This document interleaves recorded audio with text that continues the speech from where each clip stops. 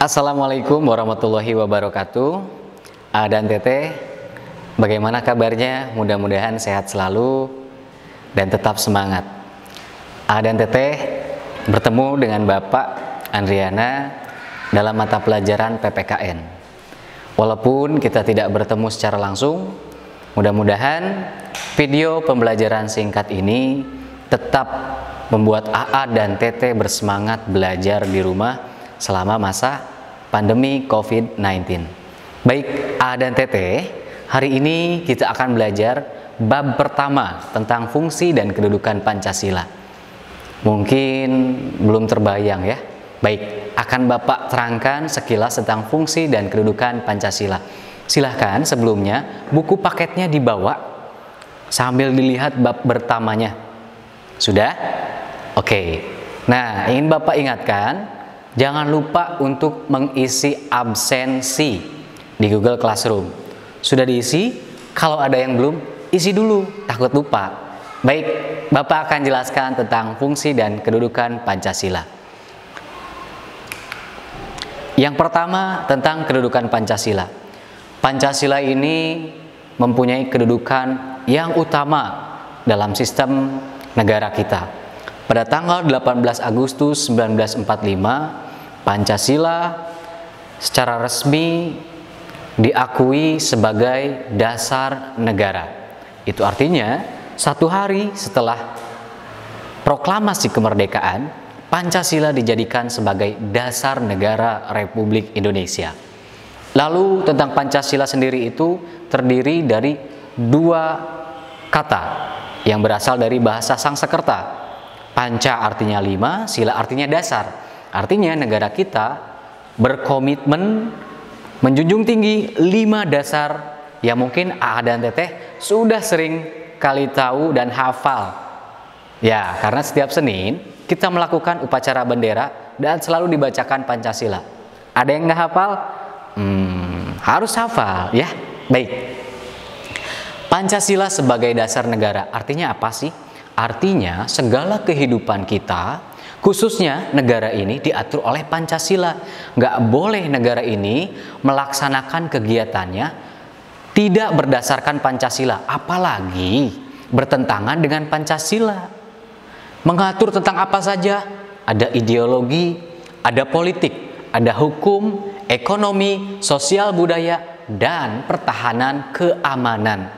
Maksudnya gimana sih Pak? Maksudnya negara ini tidak boleh mempunyai aturan yang bertentangan dengan Pancasila. Misal, di sila pertama sudah jelas ketuhanan yang Maha Esa. Tapi negara ini membebaskan atau bahkan melarang penduduknya untuk memeluk agama. Nggak boleh punya agama. Kalau punya agama dipenjara. Boleh nggak seperti itu? Nggak boleh. Itu bertentangan dengan Pancasila, karena dalam Pancasila kita menjunjung tinggi nilai-nilai ketuhanan, khususnya di sila pertama. Lalu contoh yang lain misalkan keadilan sosial bagi seluruh rakyat Indonesia. Ayo, itu di sila berapa? Sila kelima, betul sekali. Negara ini hanya memudahkan, hanya memberikan kesempatan kepada orang kaya. Orang miskin nggak boleh. Boleh nggak? Nggak boleh, itu bertentangan dengan Pancasila, khususnya sila kelima. Nah, itu sebagian contoh tentang kedudukan Pancasila. Jadi, negara ini harus berdasarkan dengan Pancasila. Selanjutnya, tentang fungsi Pancasila. Pancasila mempunyai 6 fungsi, setidaknya. Yang pertama tentang pandangan hidup bangsa Indonesia. Sambil dibuka ya buku paketnya. Nah, artinya apa sih Pak pandangan hidup bangsa Indonesia? Bangsa ini harus mempunyai pandangan sesuai dengan Pancasila. 5 nilai dasar tadi itu harus sesuai dengan pandangan negara ini. Artinya negara ini nggak boleh sewenang-wenang, tidak boleh tidak adil, tidak boleh melarang rakyatnya untuk memeluk agama. Lalu kepribadian, sudah pasti bangsa Indonesia itu sangat disegani oleh bangsa lain karena mempunyai dasar Pancasila yang mengatur seluruh kehidupan berbangsa, ya. Dan itu menjadi kepribadian bangsa Indonesia. Berbeda dengan Amerika, dengan Australia, dengan Inggris ataupun Malaysia kita berbeda. Karena apa? Yang membuat kita khas Pancasila. Lalu ada segala sumber hukum. Artinya sumber hukum di kita itu harus berlandaskan Pancasila atau harus merunut kepada Pancasila. Nggak boleh buat hukum yang sewenang-wenang. Misal di kelas 8 ini ada yang mencuri. Mudah-mudahan nggak ada, dan insya Allah nggak ada. Di SMP Cendekia, SMP IT Cendekia, AA dan tetehnya, Bapak sangat percaya sekali orangnya rajin-rajin, baik-baik, soleh dan solehah. Amin, insya Allah. Misal kita analogikan atau kita contohkan bukan di SMP IT atau di luar masyarakat ada yang mencuri, udah digebukin aja, boleh nggak? Nggak boleh. Udah dibakar aja, apalagi naudzubillah ya. Nah, oleh karenanya hukum itu harus bagaimana? Harus berdasarkan Pancasila. Negara kita menjunjung asas ketuhanan. Boleh nggak orang main bunuh sembarangan? Nggak boleh. Agama melarang tidak? Melarang. Oleh karenanya sumber yang dibuat itu harus berdasarkan sumber itu dari Pancasila. Misalkan dari sumber ketuhanan, agama dilarang nggak? Dilarang. Nggak boleh semena-mena. Ya, itu salah satu contohnya. Lalu perjanjian luhur. Maksudnya apa sih Pak fungsi Pancasila? Pancasila ini dibuat tidak mudah. Banyak sekali perdebatan, ada yang setuju, ada yang tidak. Namun pada akhirnya para pejuang kita, para pahlawan kita setuju berembuk untuk menjadikan Pancasila sebagai kedudukan ataupun dasar negara Indonesia. Artinya apa? Mereka berbesar hati, membuang egonya masing-masing untuk menjadikan Pancasila sebagai dasar negara. Nah, AA dan teteh pun seperti itu. Harus mau berdiskusi, kerja kelompok, itu jangan egois, nggak boleh. Ini pokoknya harus dari saya, nggak boleh dari kamu. Boleh nggak seperti itu? Jangan. Kita harus bijak. Kita harus pandai-pandai menempatkan diri. Artinya apa? Kita harus adil. Orang lain silahkan mengisi sesuai dengan kemampuannya. Dan kita laporkan ke guru misalkan kalau ada tugas. Nggak apa-apa kalau kerja kelompok. Tidak boleh menonjolkan ini kerjaan aku loh. Semuanya bekerja. Seperti itu. Lalu ada cita-cita dan tujuan bangsa. Nah, bagaimana sih Pak maksudnya? Indonesia mempunyai tujuan, mempunyai cita-cita. Salah satunya keadilan sosial bagi seluruh rakyat Indonesia. Sekarang udah adil belum? Mungkin belum.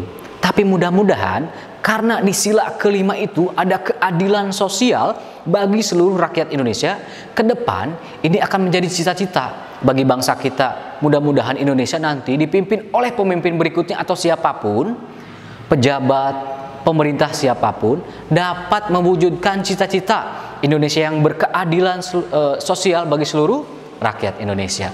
Lalu yang terakhir, asas kehidupan. Nah, dalam kehidupan sehari-hari harus kita pakai. Bagaimana kita harus menjunjung tinggi persatuan dan kesatuan, keadilan, musyawarah, itu harus dipakai. Nah, AA dan teteh, mungkin itu secara singkat penjelasan dari Bapak tentang fungsi dan kedudukan Pancasila. Selanjutnya, AA dan teteh silahkan membuat sebuah video. Video apa Pak? Video pendek. Jadi AA dan teteh silahkan baca dulu bukunya tentang fungsi dan kedudukan Pancasila di bab 1. Lalu AA dan teteh silahkan rekam sendiri menggunakan kamera HP. Misalkan AA bercerita tentang fungsi dan kedudukan Pancasila. Nah, lalu dalam kehidupan sehari-hari ada gunanya nggak sih Pancasila itu? Ada Pak. Apa? Ada. Misal kita harus adil terhadap teman kita. Kalau ada teman kita yang butuh bantuan, kita harus bantu. Nggak peduli itu kaya ataupun miskin, itu pintar ataupun kurang. Nah, seperti itu maksudnya. Silahkan AA dan teteh baca bukunya, lalu simpulkan tentang fungsi dan kedudukan Pancasila. AA dan teteh di depan cermin, latihan, lalu direkam. Siap? Insya Allah dong, harus siap. Oleh karenanya Bapak percaya AA dan teteh bisa melakukan hal ini. Belajar jadi vlogger ya, jadi YouTuber, nggak apa-apa, latihan. Baik, mungkin itu saja yang bisa Bapak sampaikan. Mudah-mudahan dapat bermanfaat, dan mohon maaf sekali kalau misalkan video singkat ini banyak sekali kekurangannya. Insya Allah kalau ada yang tidak mengerti bisa ditanyakan langsung nanti di grup. Baik, A dan Teteh, jaga kesehatannya selalu. Salam untuk ayah bunda di rumah.